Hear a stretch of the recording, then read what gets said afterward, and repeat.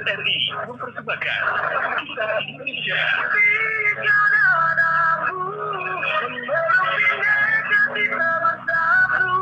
Kita Indonesia.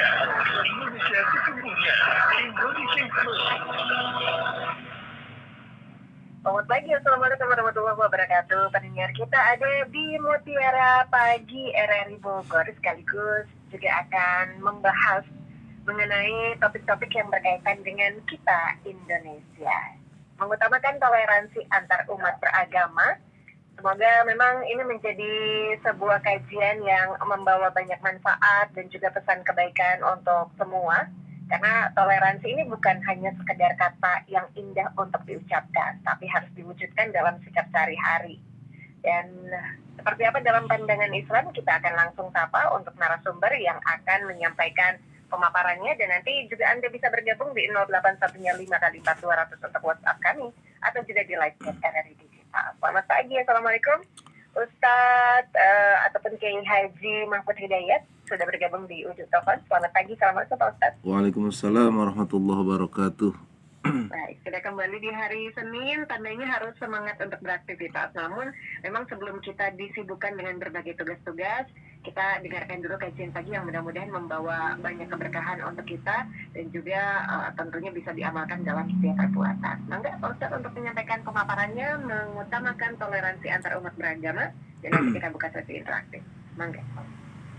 Baik. Bismillahirrahmanirrahim. Assalamualaikum warahmatullahi wabarakatuh. Waalaikumsalam warahmatullahi wabarakatuh. Alhamdulillahi rabbil alamin.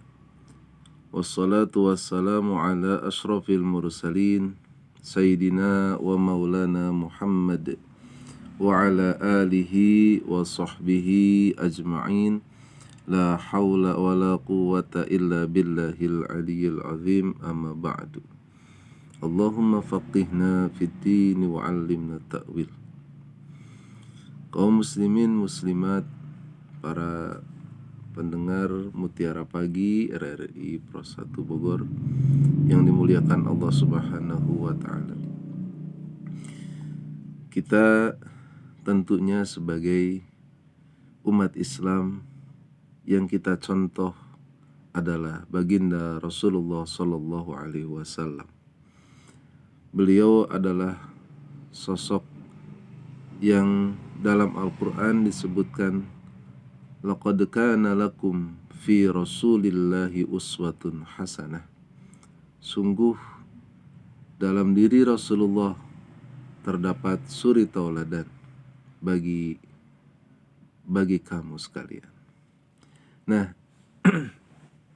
ini adalah berita baik atau kabar gembira bagi siapapun yang ingin menjadikan Rasulullah Shallallahu Alaihi Wasallam menjadi contoh atau suri tauladan, maka dia nanti di akhirat insya Allah akan bersama baginda Nabi dan diakui oleh beliau sebagai umatnya yang mengikuti suri tauladannya.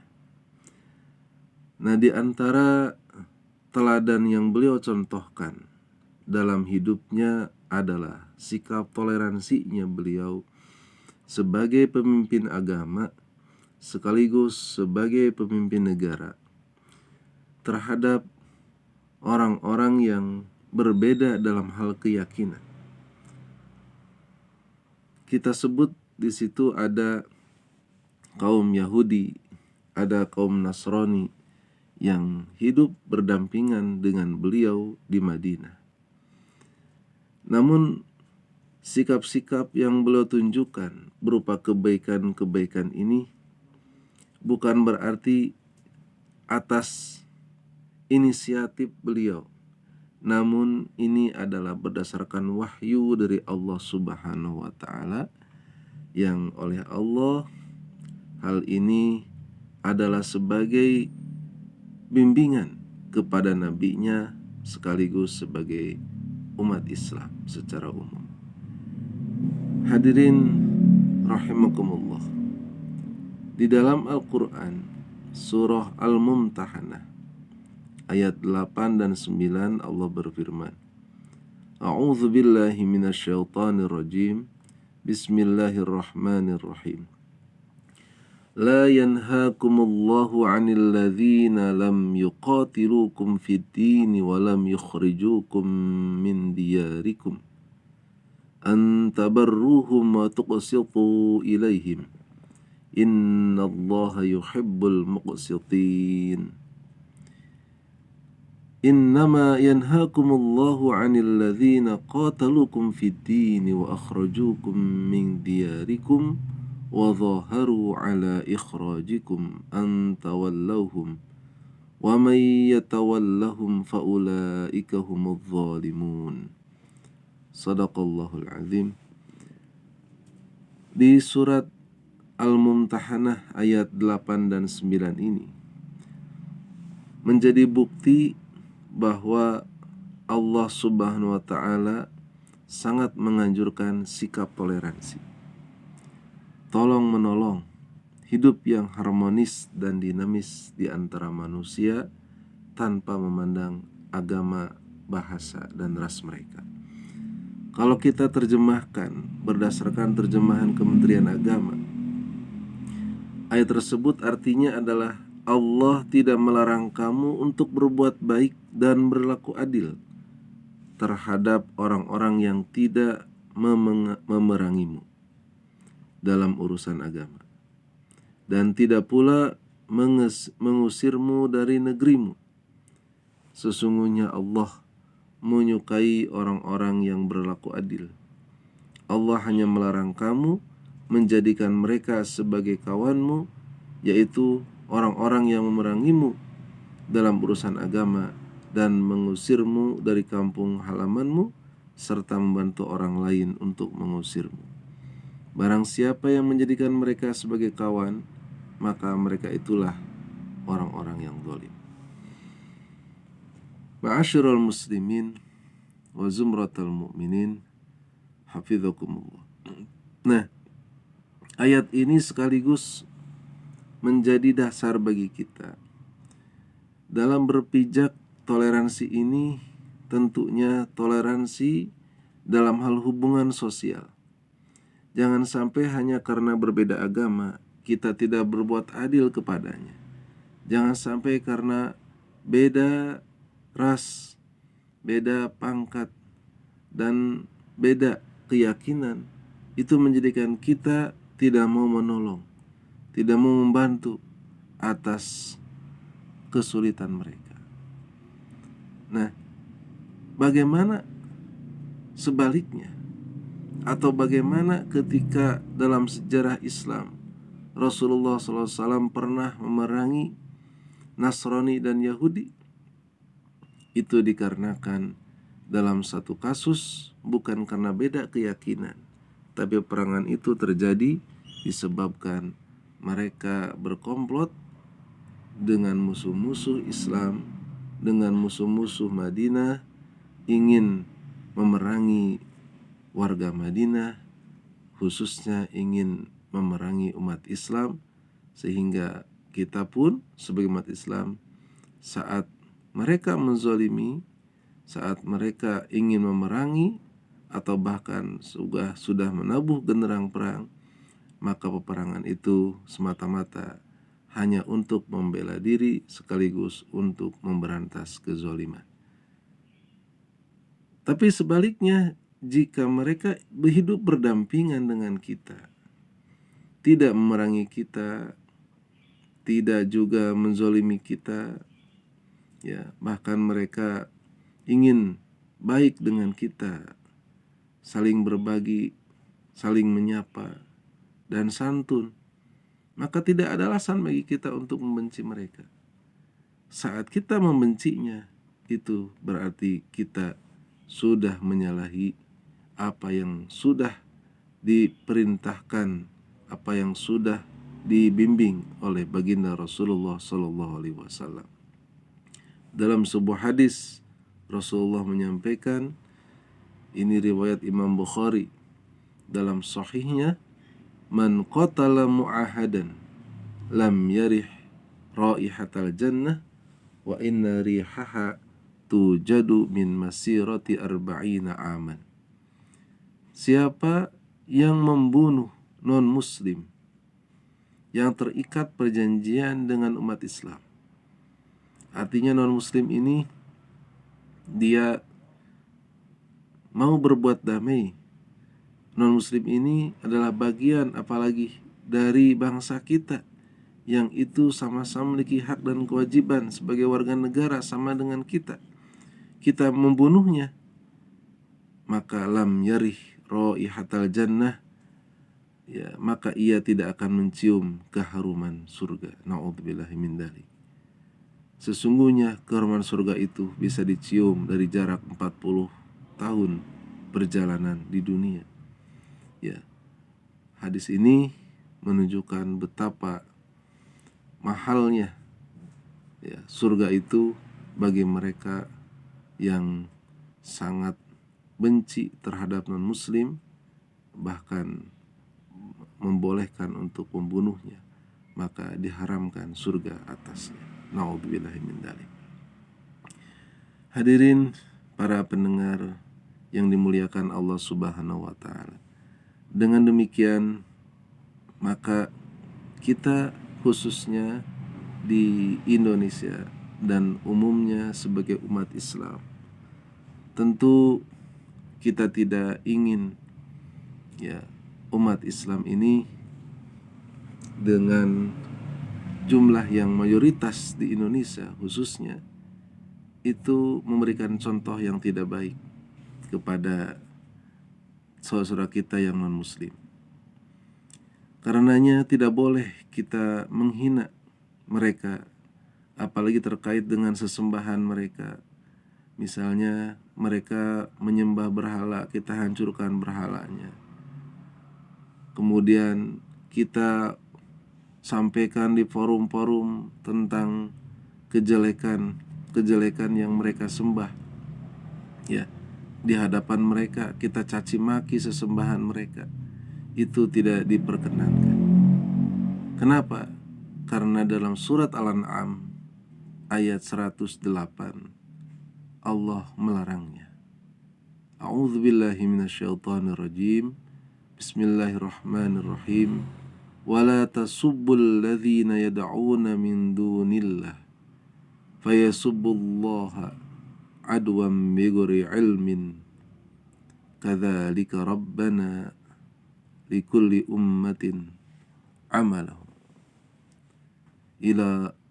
summa ila rabbihim marji'uhum fayunabbi'uhum bima kanu ya'malun. Nah, ini artinya wallahu alam bil murad. Dan janganlah kamu memaki sesembahan yang mereka sembah selain Allah, karena mereka nanti akan memaki Allah dengan melampaui batas tanpa dasar pengetahuan. Demikianlah kami jadikan setiap umat menganggap baik pekerjaan mereka. Kemudian kepada Tuhan tempat kembali mereka. Lalu Dia akan memberitahukan kepada mereka apa yang telah mereka kerjakan.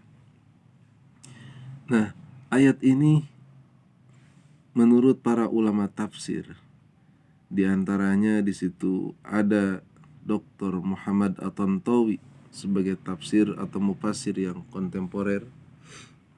Beliau menyampaikan bahwa maknanya adalah, wahai orang beriman, janganlah kalian mencaci sesembahan orang-orang yang menyekutukan Allah, karena tentunya mereka akan mencaci agama kalian yang benar sebab ketidaktahuan mereka atas agama kalian. Jadi saat kita mencaci mereka, mereka tidak akan tinggal diam. Mereka akan membalas dengan cacian yang itu cacian tersebut tentu akan menyakiti kita. Bahkan itu akan menjadi atau mengotori agama kita. Padahal ketika mereka menyampaikan cacian, itu alasannya karena ketidaktahuan mereka. Begitu pula mufassir-mufassir yang lain, itu mereka melarang dalam hal ini. Nah, namun hadirin jamaah yang berbahagia, ada batasan tentu dalam toleransi dan harus membedakan mana toleransi, mana pula kaitan dengan pluralisme.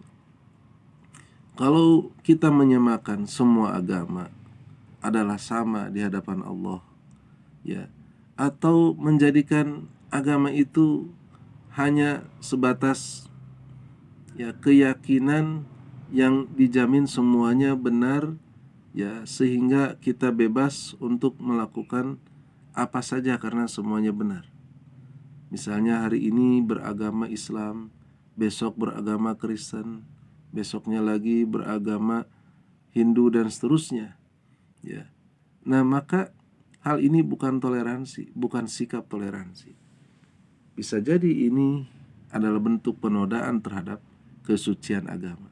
Maka toleransi beragama kita wujudkan dalam sikap sosial, dalam sikap bermasyarakat, dalam sikap di dunia kerja.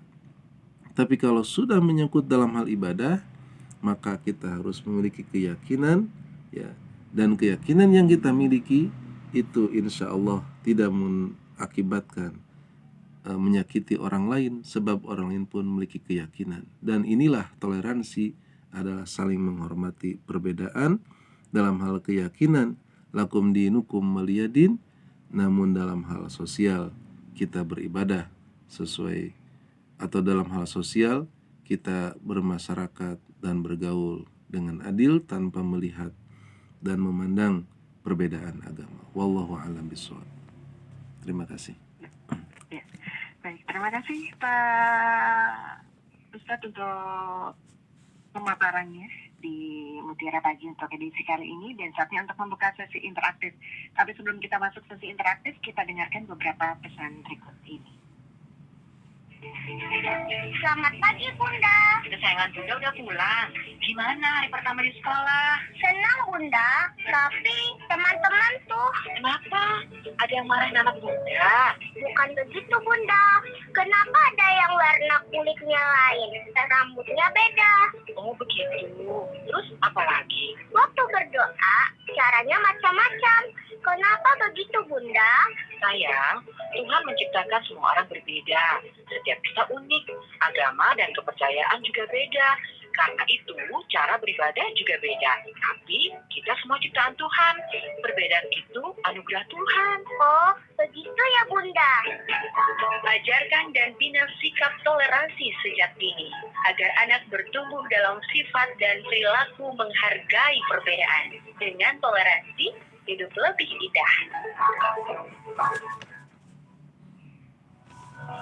RRI mempersembahkan Kita Indonesia.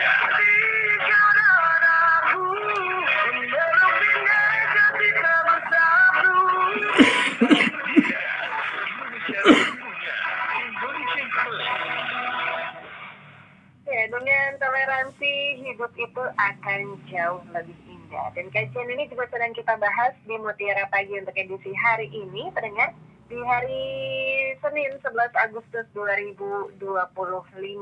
Mengutamakan toleransi antar umat beragama, dan sudah ada beberapa atensi yang kita terima di layar monitor. Kita langsung sapa saja Pak Ustadz ya. Yang pertama ada Bapak Abdul Muhyi. Selamat pagi, Assalamualaikum pendengar setia. Jauh-jauh dari Tasik nih, Alhamdulillah katanya masih bisa bergabung dan suaranya jernih, jelas banget ya. Dan soal toleransi beragama yang tujuannya lebih ke saling menghargai kepercayaan satu sama lain. Karena Rasul pun hidup berdampingan bukan hanya dengan yang seagama, tapi juga penganut agama lain. Namun karena akhlak mulia beliau, hidup aman, tentram, dan damai. Nah, ini pertanyaannya nih Pak Ustadz Kiai. Bagaimana dengan gaya toleransi masa kini yang terkesan tanpa batas? Misalnya bersolawat dan juga ceramah ataupun kegiatan keagamaan lainnya di tempat atau di rumah ibadah agama lain. Syukran atas jawabannya. Wassalamualaikum warahmatullahi wabarakatuh. Mungkin ini yang dimaksud, apakah ini toleransi yang kebablasan atau bagaimana? Baik. Ya, terima kasih Bapak Abdul Muhyi di Tasik, lagi mudik kayaknya ini ya. Biasanya di Bogor. Iya betul, biasanya di Bogor. Mudah-mudahan sehat semuanya. Nah, ini kita kaitan dengan toleransi. Memang betul toleransi itu sudah jelas. Ya, setiap hal-hal yang baik itu memang ada aturan-aturannya. Ya, tapi ketika kebaikan itu melenceng dari aturan atau tidak sesuai dengan aturan dalam arti kebablasan, maka itu menjadi tidak baik. Ya. Nah, kita dalam hal toleransi itu sudah jelas. Batasannya adalah toleransi itu ketika menghormati keyakinan orang lain, menghormati kepercayaan orang lain. Ya, menghormati perbedaan dalam hal keagamaan, dalam hal keyakinan, ya, dan itu tidak menghalangi dirinya untuk berbuat baik kepada sesama. Jangan sampai hanya karena perbedaan agama jadi tidak berbuat baik. Nah, orang yang toleran itu meskipun berbeda agama, dia tetap berbuat baik dan memperlakukan layaknya orang yang seagama dalam hal tolong menolong, bantu-bantu, sopan santun, dan lain-lain. Itu sikap toleran, menghargai, dan seterusnya. Namun kalau sudah masuk ke dalam ranah ibadah, maka ini ada sinkretisme atau mencampur adukan akidah. Ya, jangan sampai kalau kita nanti, mohon maaf saya menyinggung satu agama, ya, kita membaca Al-Quran atau bersolawat di dalam gereja dengan alasan toleransi, itu bisa jadi nanti di dalam masjid mereka akan menyampaikan nyanyian gereja. Nah, bagaimana perasaan kita umat Islam saat masjid dijadikan tempat-tempat nyanyian gereja? Apa bedanya dengan latar belakang turunnya lakum dinukum waliyadin? Ketika itu Rasulullah SAW ditawari untuk beribadah 1 hari seperti orang musyrik menyembah berhala, dan orang musyrik siap untuk beribadah menyembah Allah di hari berikutnya. Nah, jadi inilah bukan toleransi, namun ini akan menyebabkan justru intoleransi, dikarenakan akan menyebabkan perpecahan, permusuhan, dan mengklaim bahwa inilah yang benar, sementara yang lainnya itu salah, kamilah yang benar, yang artinya ini bukan menjadi kedamaian, tapi akan memunculkan keruwetan, perpecahan. Dalam bahasa Sundanya piomongen, gitu. Wallahu a'lam bishawab. Untuk Bapak Abdul Muhyi sudah dijawab oleh Pak Ustadz Mahfud, dan kita ke pertanyaan selanjutnya. Ada Pak Onel di Ciparigi, Bogor Utara. Pertanyaannya, Pak Ustadz, kebenaran dalam proses Tuhan itu menurut Pak Ustadz apakah melalui konsep metode ilmu atau hanya keyakinan dalam spiritual dan pengalaman saja, atau hanya cukup menganut salah satu agama saja? Sementara kebenaran Tuhan itu sendiri begitu kodim, tak terbatas, tak menyerupai, tak bisa dikatakan seperti apa dan bagaimana. Lalu bagaimana kita juga memahami keyakinan ini sesungguhnya? Sementara oke, ini cukup panjang, jadi saya coba singkat ya. Intinya bagaimana pemahaman terhadap Tuhan yang ingin kita kenali? Atas penjelasannya, terima kasih. Saya selalu amin. Baik, terima kasih Bapak Onoi Ciparigi, Bogor Utara.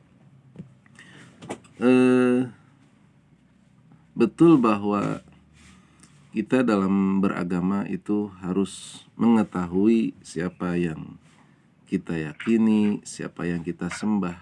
Jangan sampai mengaku beragama tapi tidak mengetahui siapa yang disembah, siapa yang diibadahi. Maka disinilah perlu pencarian bagi yang belum menemukan, dan bagi yang sudah menemukan, yaitu harus senantiasa diyakini sampai ia yakin betul ya bahwa itulah yang benar.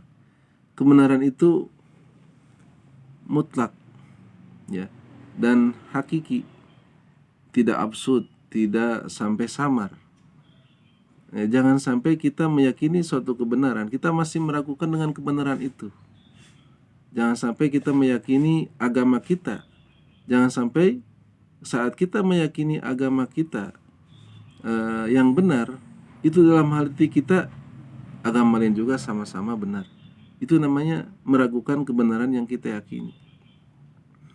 Sehingga dalam hal toleransi ini tidak menjurus pada membenarkan semua agama dalam hal akidah, dalam hal keyakinan. Tapi toleransi ini nantinya akan menjurus pada saling menghargai perbedaan. Biarkan berbeda dengan keyakinannya. Menurut kita bahwa inilah agama yang paling benar, menurut orang lain itulah agama yang paling benar, kita saling menghargai. Bukan berarti kita menganggap semua agama benar. Nah, inilah bagaimana saat Allah Subhanahu wa taala menurunkan agama melalui malaikat Jibril, menyampaikan wahyu kepada para nabinya, itu pun semuanya adalah karena Allah ingin membimbing manusia kepada jalan yang benar. Namun dalam prakteknya ada di antara manusia yang mengikuti nabinya, ada juga yang mereka membelakangi ajaran nabinya atau mencampur adukan ajaran nabinya dengan ajaran yang lain sehingga dianggap oleh pengikutnya sebagai ajaran yang benar. Nah, inilah masing-masing keyakinan.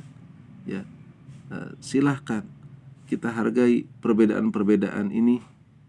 Toh nanti Allah Subhanahu wa taala akan menghisab, akan menilai ya dalam hal keyakinan. Namun dalam hal ibadah sosial atau dalam hal kita bermasyarakat sudah jelas yang namanya mencaci maki, mengumpat itu tidak dibenarkan oleh semua agama. Membunuh ya juga tidak dibenarkan oleh semua agama. Maka dalam hal ini kita bertoleransi, menghargai dan membantu, tolong menolong, itu semua dibenarkan oleh agama. Dan inilah nilai-nilai universal dalam hal beragama. Dan inilah toleransi. Wallahu a'lam. Baik, satu pertanyaan terakhir sebagai penutup sesuai dengan topik kita pagi hari ini terkait dengan toleransi. Assalamualaikum, selamat pagi Pak Kiai dan juga kru RRI Bogor. Semoga sehat dalam limpahan rahmat Allah Subhanahu wa taala.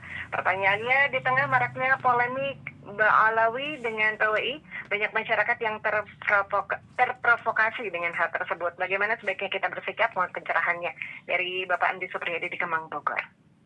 Bapak Andi Supriyadi ya. Baik, terima kasih Bapak Andi di Kemang, Bogor. Ini polemik ini sudah berlarut-larut, bisa dikatakan ini antar umat seagama ya, bukan yang berbeda agama.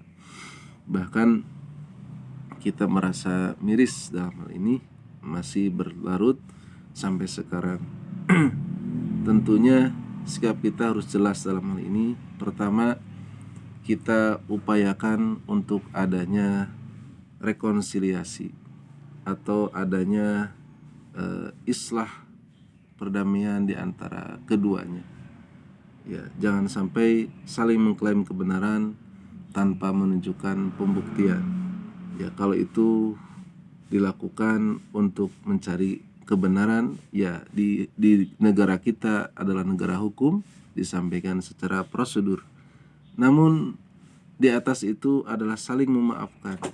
Ya, kalau ada yang salah, minta maaf, dan tentunya saling memaafkan itu lebih baik daripada permusuhan. Dan apabila kita tidak bisa untuk menciptakan rekonsiliasi, minimal kita tidak terlibat dalam konflik keduanya sehingga tidak menambah pihak-pihak yang bersengketa. Nah, oleh karena itu saya melihat Ba'alawi khususnya dan juga PWI dalam hal ini, alangkah baiknya keduanya itu sama-sama ya saling introspeksi. Apakah seperti inilah yang dicontohkan oleh baginda Nabi Sallallahu Alaihi Wasallam sebagai teladan kita? Nah, tentunya kita ingin bangsa Indonesia ini bangsa yang rukun, yang damai, yang toleran.